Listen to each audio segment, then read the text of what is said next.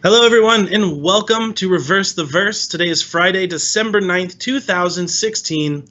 Joining me to kick things off is none other than Brian Brewer. Brian, how are you doing? I'm doing pretty good. How are you? I'm doing fantastic. Happy to have you here again. You're quite the regular. I guess so. So for those of you tuning in who may not know what's going on, this is our weekly live stream where we take questions from the community, mostly about Around the Verse, which is our weekly YouTube show that came out yesterday. And so joining me to kick things off is Brian Brewer. Brian, why don't you tell us a bit about yourself, your title, and all that jazz? My name is Brian Brewer. I'm animation lead here in Austin. I started at the company pretty much day one back in January 2nd of 2013, is right after the whole initial crowdfunded Kickstarter thing, and they had generated like $6 million, $7 million at that point. So you're a bit of a veteran here. I think when I signed on there at $6 million, and by the time that was like December, and by the time I started, it was like at $7 million, and there was a lot of naysayers out there. It's like, hey, what are you doing now that you're out of work? oh, I'm going to go here and I'm going to work. I'm going to go to CIG. I'm going to climb Yeah, here. and you have a history with Chris, right? You worked with him even before that. No. This No? is the first time I've Okay. had an opportunity to work with Chris Okay. Roberts. Okay. It's I know a lot of guys who've worked with him in the past and Yeah. worked on some of the Wing Commander and some of the other games. You can't. It's such a small industry. It's so true. Everybody knows everybody. It's like the 6 degrees of bacon or whatever it is. Yeah, no, it's so true. Half the QA team here I worked with when I was at Blizzard. It's I mean, crazy. in fact, you're going to be bringing on Chris Smith in a little bit, right? Yeah. I've worked with that guy since 2006 and through across 3 different studios. So it's small industry. That's awesome. That's awesome. So, guys, if you want to ask some questions, let's go ahead and get them flowing into the chat. You head over to robertspaceindustries.com. Make sure you're logged in. Click on Community, then click on Chat, and then preface all of your questions with the word question in brackets. You don't need to ask your question more than once because we have auto scroll turned off so we don't miss it at all. So while their questions are flowing in, I want to go ahead. Actually, we already have questions. Let's jump straight to these. Do fast exit animations include bailing out of the craft while in flight? We've only seen the landing pad ones. Oh, well, if you mean ejecting, yeah, you can totally eject in space. As long as you're wearing a helmet, you don't die, right? Okay. Yeah, no, that makes sense to me. What is the most complicated animation you have ever implemented into the game? Most complicated animation. I have to think about that one. There's everything has its own complexities, right? Yeah. And there's different ways of solving these problems. I'd say probably the most complex ones have to deal with the ships. Yeah. The way the ships animate, they're super challenging, just super challenging because they're still building the ship half the time. You're getting the ship to animate it, and then they're changing things and renaming things, and pivots are getting moved, and it destroys your animation. So that's really challenging, just getting the ship animated and then getting the character animated on top of that, because characters got to get in the ship, right? Yeah.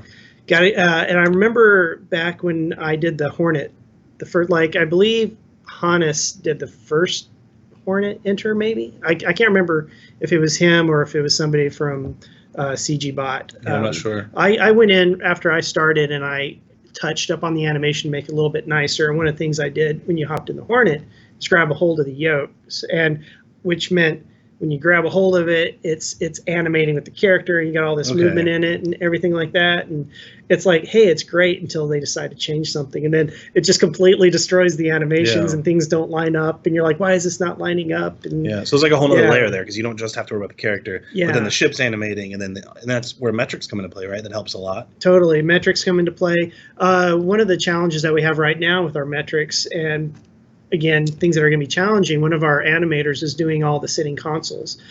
In order to get the character to sit in the sitting console and look natural, you actually have to pull the chair. Just like if you were to sit at your desk, you don't just sit down at your desk and you're out like this. I'm working at my desk like this. You sit down and you gotta scoot up to your desk so then you work comfortably and naturally. Lots of little details you don't really think about. Yeah. Same with getting out of it. So what we need to do is we need to sit that character in the chair, and we need to slide that chair forward in order to have the character feel like they're naturally sitting in this workstation, we call them sitting consoles. But just computers. Like you go on the bridge of the Idris and you see all these AI navigating to these seats and sitting down and working these computers. So how do we do that? We gotta sit them down. We gotta animate the prop to move forward with the same timing.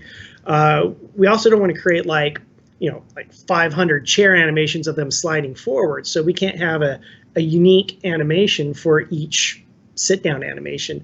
So what we do is we take all of what I had her Vanessa do. She was the one working on this. What I had her do is I had her take what's the average time of the character sit on the chair. That's when the chair starts to move forward. Make every character fit that template. It's basically an animation metric. So hopefully we only have to animate the chair twice, an enter and an exit. Smart. Right? It's efficiency. It's efficiency. Saves a lot of time. A lot of time. Memory. There are little bits of memory. It saves a little bit of memory, but it saves memory as well. The more we can reuse an animation, the better. Yeah, absolutely. Here's another question for you. Will there be button, throttle, and joystick animations? Will we see buttons pushed, throttles and joysticks moved accordingly. I think the throttles and joystick thing we do have. Yeah. So those are programmatic, right? So when you throttle forward or you're banking or whatever you're doing dogfighting, so what's happening is your character's hands are IK'd to that throttle. What does IK stand for? Inverse kinematics. Okay. Forward kinematics is I grab my arm, I move it. I grab my elbow, I move it. I grab my hand, I move it. That's forward, right? You ever consider being a dancer? That's pretty good. Sorry, go on. so what we want is we want inverse kinematics where you grab the end and you pull it. And so I'm grabbing the hand and I'm pulling it out. So what happens is they grab a hold of the yoke and then IK turns on, which now the yoke's in control of the arm. So when you're flying with your joystick at home or your mouse and keyboard or however you're flying, when you're banking and everything, it's saying, hey, I'm going this way. Code says, hey, yoke, you're moving in this direction. And then because your character's hand is IK'd to it, it's being pulled with it. So again, back to metrics and making sure things work. If things don't fit and things are not built correct and things are not set up to fit with human proportions and human anatomy, when that thing goes forward, there's a chance that you can IK out, which is joint locking. You see the arm just kind of like stretch out like that. Looks really bad and ugly. So, but yeah, so those are things that we kind of have to watch out for. Very interesting. So I'm going to reword this person's question a little bit. You know what? I'll go ahead and say they said more toilet animations ? Like reading a magazine, looking around bored, whistling, maybe falling asleep. Now, while it may be a joke, I think there's a good question in here, which is, like Inception. Can you have an animation within an animation? For example, if I go and sit at a bar, like, can I then initiate another animation, like grabbing a drink or something like that? Absolutely. We're actually working on that right now. There's a little hitch in the AI code, if I'm remembering correctly. Right now we're having a little bit of trouble. We can get into this usable. We can sit down to sit at the bar or at a mess hall table or on the toilet. And then you can play a series of animations within that. But if you want to do something else, for example, a work zone, like we have these AIs walking around ships and they want to go up to this, we call them work zones. Really, they're like, it could be anything. It could be a damaged panel. It could be like something that a little AI has to repair or fix. So they walk up, they're going to enter this, they're going to like look around, they got some fixing animations, but then if they want to do something like pull out our paw tool, which is like a welding tool, now they have to go into a whole different state of like, I'm going to grab this usable, and I'm going to use this usable and weld, I'm going to holster that usable, and then I'm going to maybe grab another usable like a data pad, pull it out, and analyze, put it back, maybe fix on, so there's this whole series of things that the AI will be able to do within this work zone. And we have all these animations. It's right now we're just trying to work on the code to allow AI to navigate and do a plethora of things within this usable. So sitting on the toilet, absolutely. Sitting toilet Moby glass, nothing better than checking Facebook on your wrist whenever. You had to go there. I tried to clean up the question a bit and make it a little more. Yeah, okay. So here's another good one. Many emotes have multiple variations. Like there's dance 1, 2, 3, 4, 5. Will we see a lot of variations for entry and exit of ships and stuff like that? I mean, I think we showed in this week's episode actually the combat speed exits. What else is there? No, I think that's pretty much it. You kind of have like 3 speeds, right? You kind of have think of it as like a walk, jog, run. Yeah, so there's the emergency exits, which we haven't really shown yet. Yeah, the emergency, I mean, they're flying. They're like, one actor actually broke his ankle or twisted his ankle or did something to his ankle really bad jumping. This guy's like a stunt guy too. We're like, I think Steve Bender was like, hey, do you really want that pad there? And the guy goes, yeah, it's okay.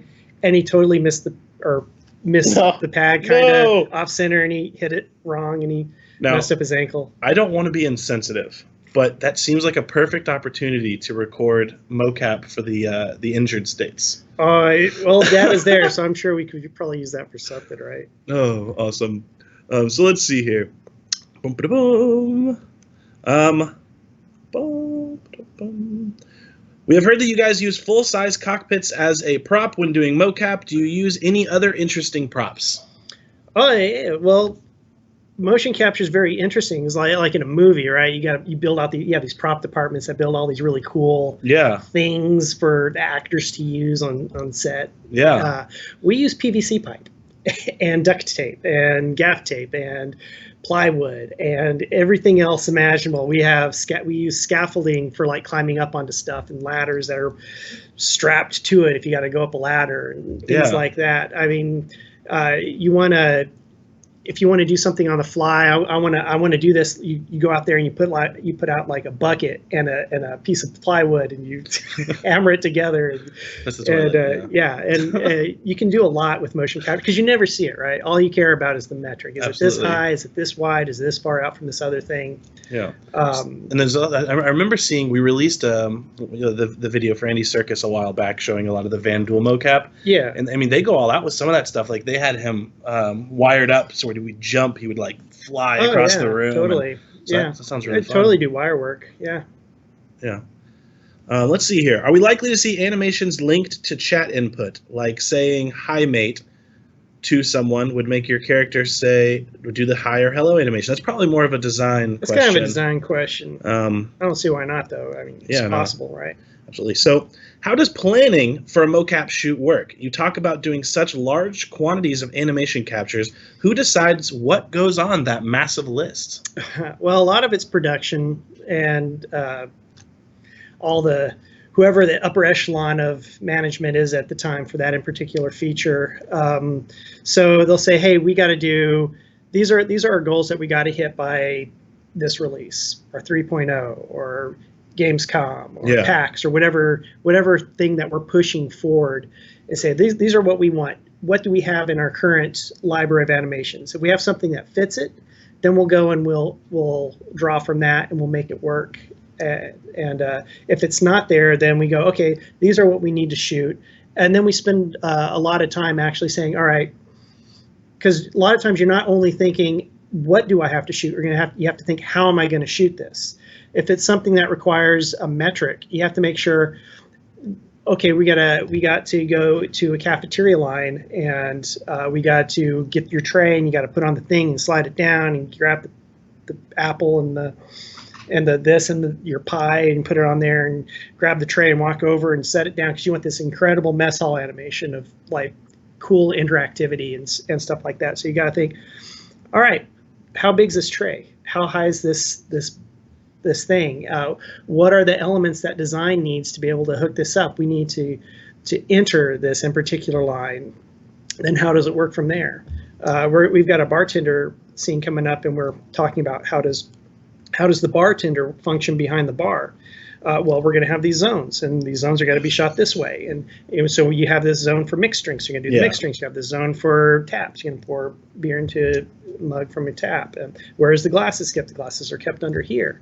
We have to figure all this stuff out in advance before we can go to the stage, or we could just capture a bunch of stuff that can't be used. And we don't want to do that. So pre-production is super important. Pre-production is super important.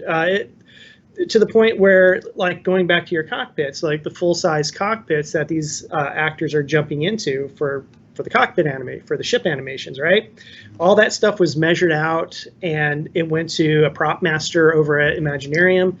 Him and his team built out these really nice cockpits. I mean, they look like skeletons of like things that you're climbing up onto, but they build all that out, and then we show up and the actors show up and they break their ankle or they get on there and they play with it. They figure out how to get in and get out, and then we shoot. Awesome. So we're going to do one more question.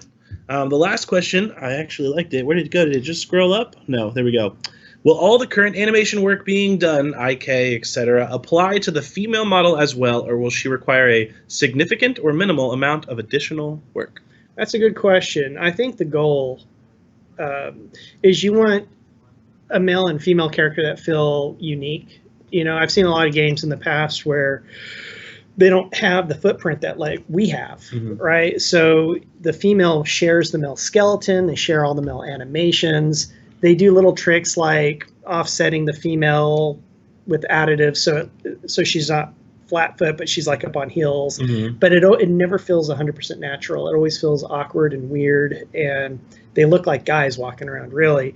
Because unfortunately, half the time you're not working on a Tomb Raider game where the lead is a female character. You're working on a heavily populated male game where the guys are walking everywhere. Yeah. I've worked on a ton of games in the past where we really want to get a female in, and we just run out of time. There's not enough, there's not enough space. We've blown our footprint for data.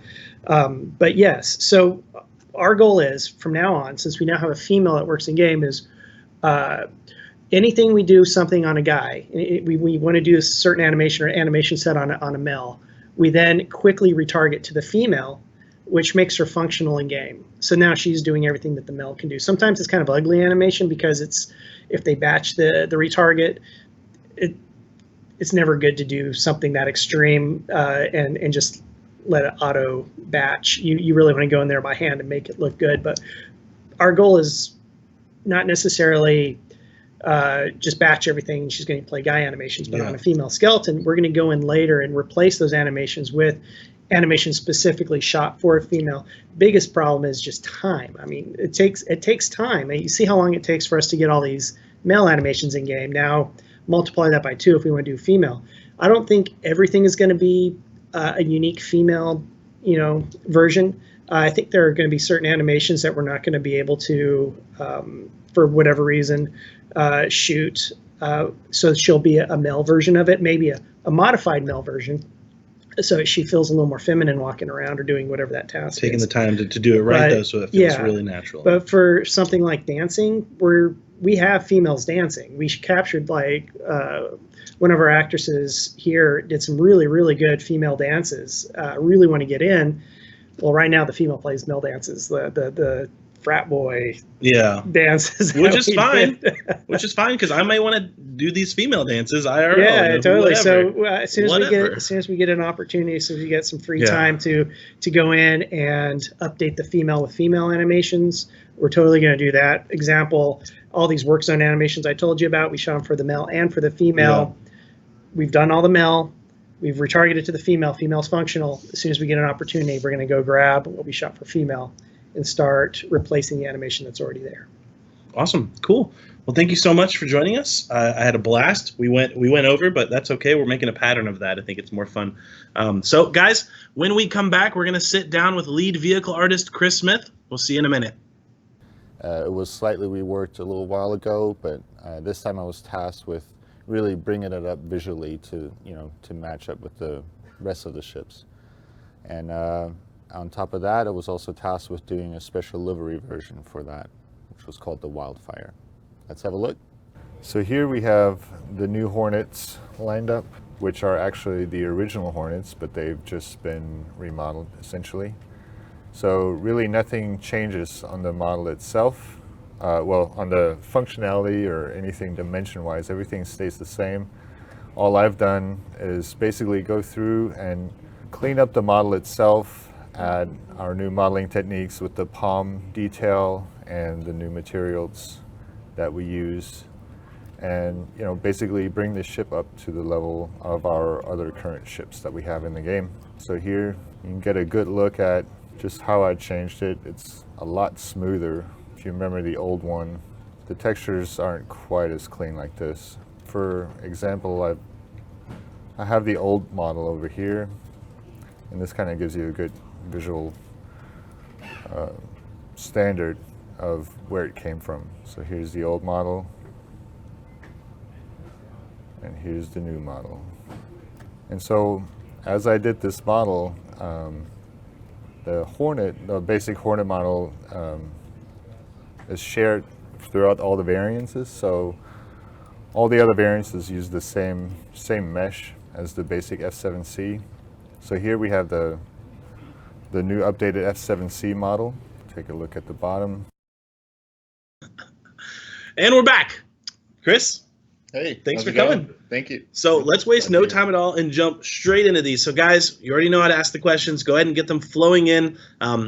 Chris Smith is a vehicle 3D artist, so questions in relation to that will probably be the best chance of getting answered. So go ahead and get those flowing in. And sorry, Anything ships. anything ships. Yes, anything ships. Well, and while those art-wise. art-wise, no, just design, just programming. No.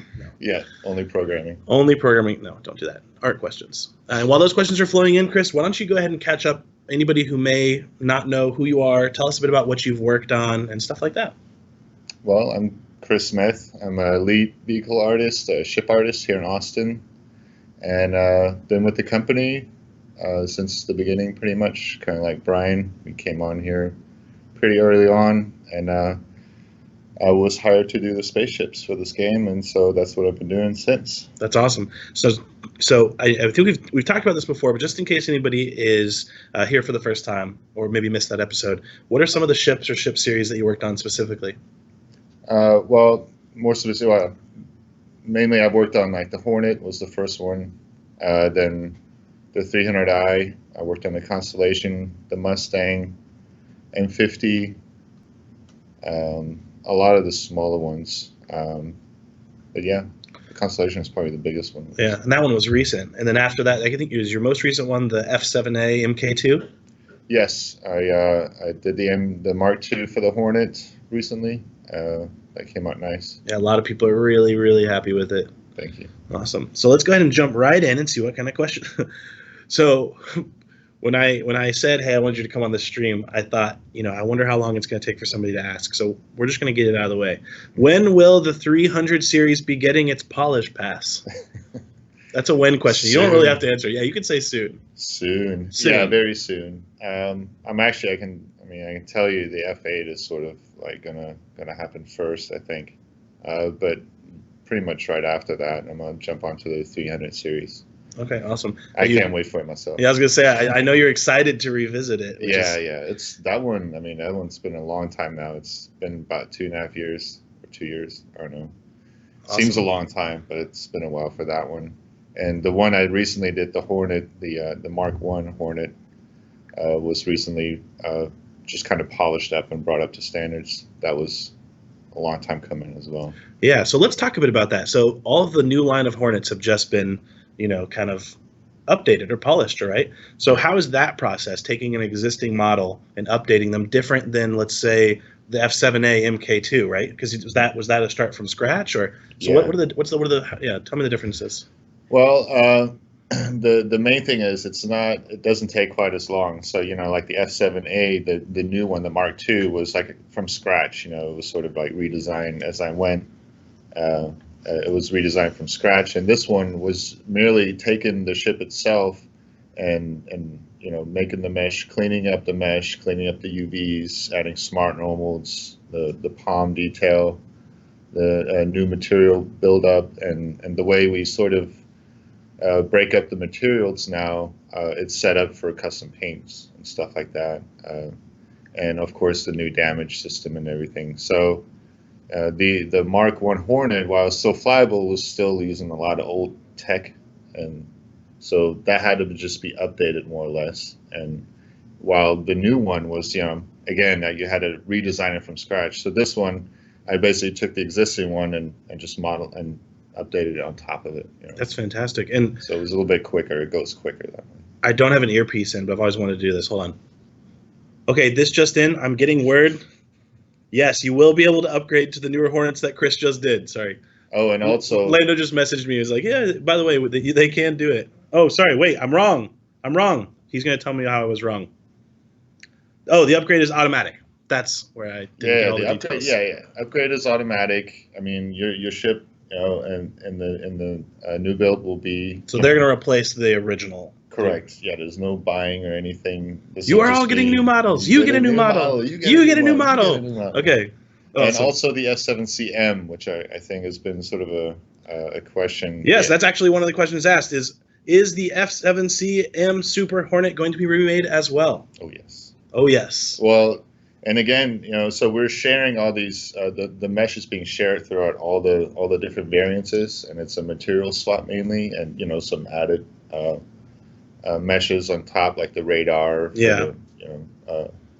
That version, and the S7CM is the same, but it's going to take a little bit more because we have like the double cockpit, the dual seat cockpit, and then some of the Other features are modeled more and stretched out more. So that one is not quite a direct transfer like the other ones will, because I updated the S7C, which was our base model, and that just propagated to the other ones almost automatically, just because I updated that mesh, with the new one. But the S7CM was using a completely new one, a different one. So I have to go in there separately and just update it, which will happen. Okay, cool. Eventually. Here's another question. What is your favorite ship, and why is it the 350R? I guess he assumes. And why is it the 350? No, what is your favorite ship? What is my favorite ship? Good question. I haven't really thought. I mean, I like actually the new S7A. It's kind of, I like that one a lot. It's sexy for sure. The 350R was awesome. It was always one of my favorites for sure, and it's going to be, once it's redone, it's maybe goes back to the top of the list. Okay. Very cool, very cool. So we saw a lot of new paint jobs, especially at the anniversary live stream. Will there be additional paint options for the Hornets? We've seen, the tracker is like the blue and silver, and the Ghost is the dark colored. So now that you've redone them, tell us a bit about that. Yeah, like I said earlier, so we did the Wildfire version recently, which was part of the lore and the story that was a Wildfire version, and so we came out with that first, and that sort of is a start. Like it's sort of the beginning of to show you like, hey, yes, eventually we'll be able to do other versions, just like we did this one with the custom decal and custom colors and stuff like that. So yes. Okay, very cool, very cool. As a ship artist, do you have any idea of what you'd like for the ship to look like after 4 or 5 generations, so you can make incremental updates each generation leading towards that ultimate design? So now we've introduced that, you can keep the older Hornet, and then there's the, the different generations of the 2015, 16, whatever.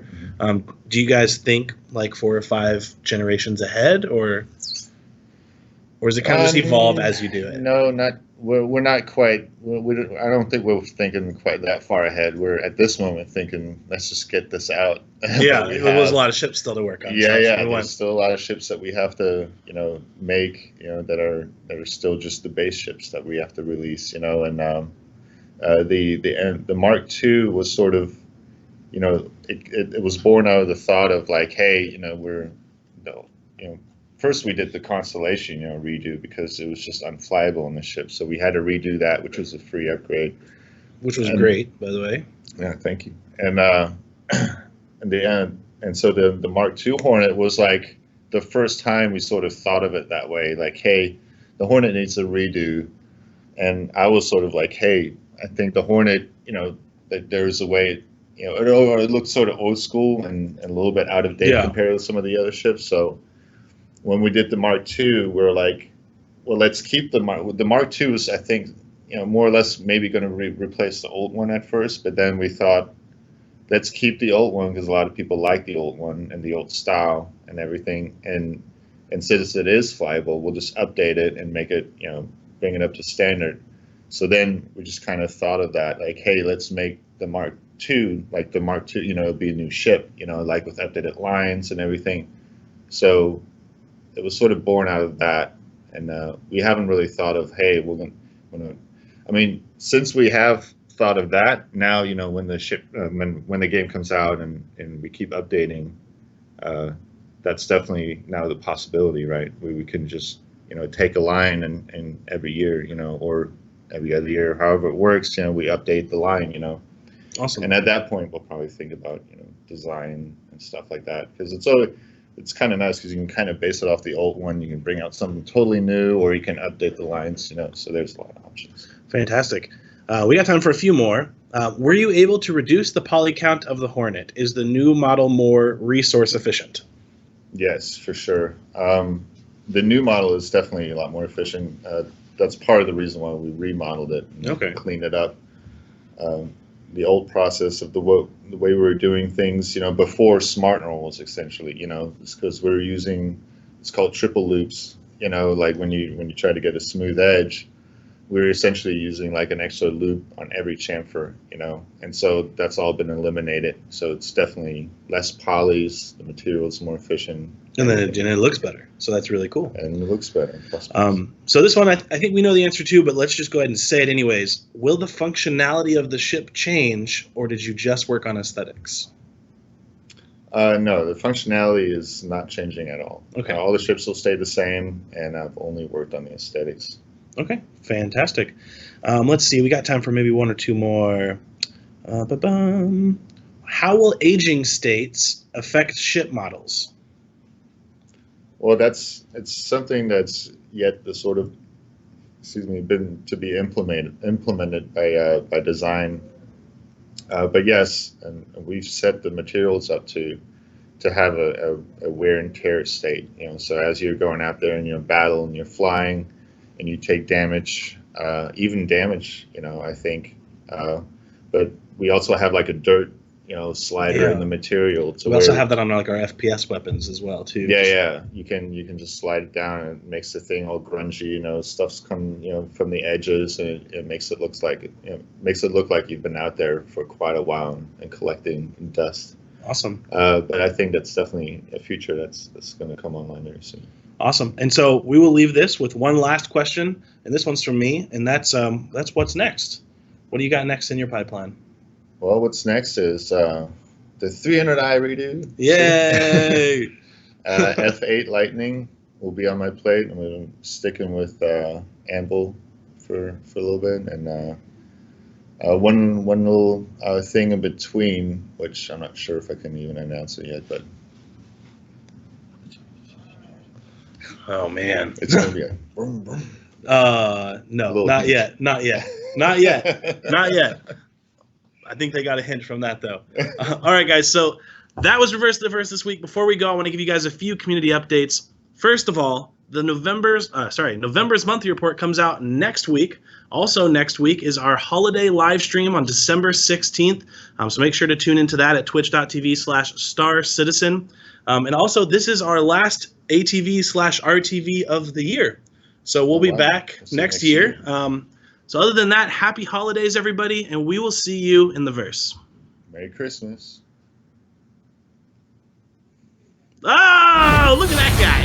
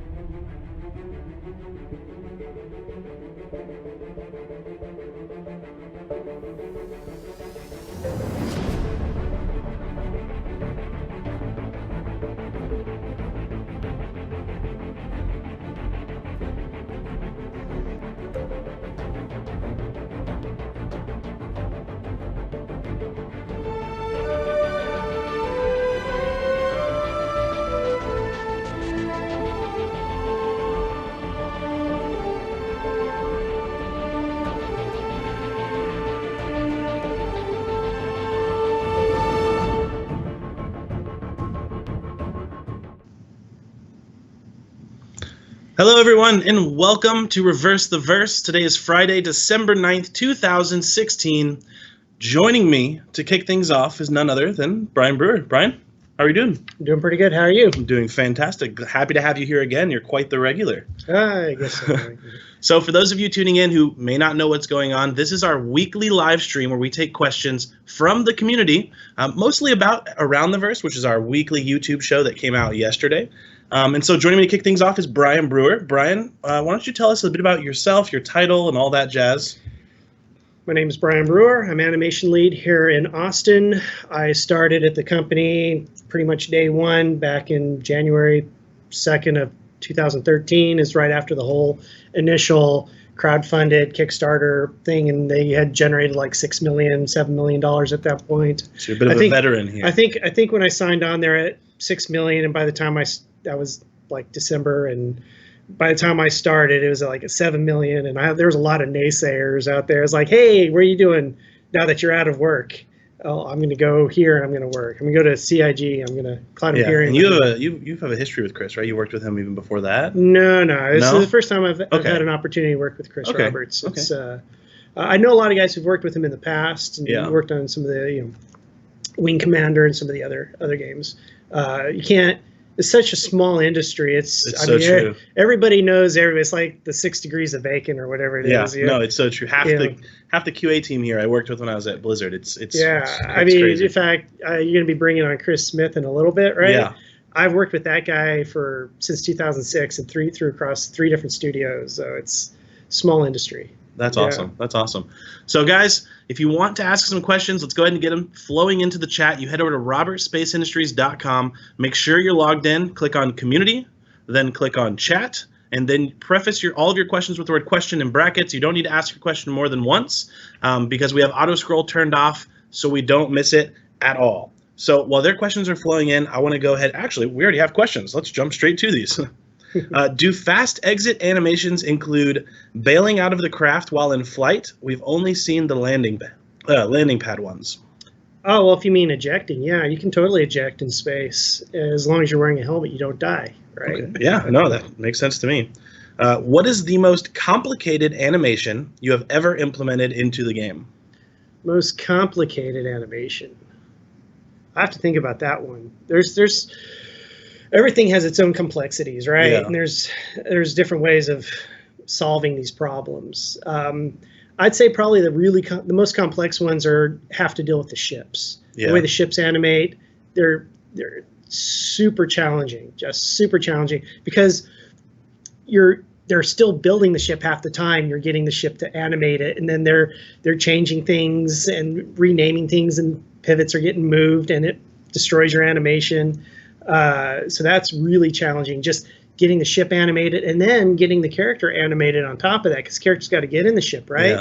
Yeah. And I remember back when I did the Hornet, the first, I believe Hannes did the first Hornet enter, maybe. I can't remember if it was him or if it was somebody from CG Bot. Yeah, I'm not sure. I went in after I started and I touched up on the animation to make it a little bit nicer. And one of the things I did when you hopped in the Hornet is grab a hold of the yokes, and which meant when you grab a hold of it, it's animating with the character, and you got all this movement in it and everything like that. And it's like, hey, it's great until they decide to change something, and then it just completely destroys the animations and things don't line up, and you're like, why is this not lining up? And so it's like a whole other layer there, because you don't just have to worry about the character, but then the ship's animating, and then and that's where metrics come into play, right? That helps a lot. Totally, metrics come into play. One of the challenges that we have right now with our metrics, and again, things that are going to be challenging, one of our animators is doing all the sitting consoles. In order to get the character to sit in the sitting console and look natural, you actually have to pull the chair. Just like if you were to sit at your desk, you don't just sit down at your desk and you're out like this. I'm working at my desk like this. You sit down and you gotta scoot up to your desk so then you work comfortably and naturally. Lots of little details you don't really think about. Yeah. Same with getting out of it. So what we need to do is we need to sit that character in the chair, and we need to slide that chair forward in order to have the character feel like they're naturally sitting in this workstation, we call them sitting consoles. But just computers. Like you go on the bridge of the Idris and you see all these AI navigating to these seats and sitting down and working these computers.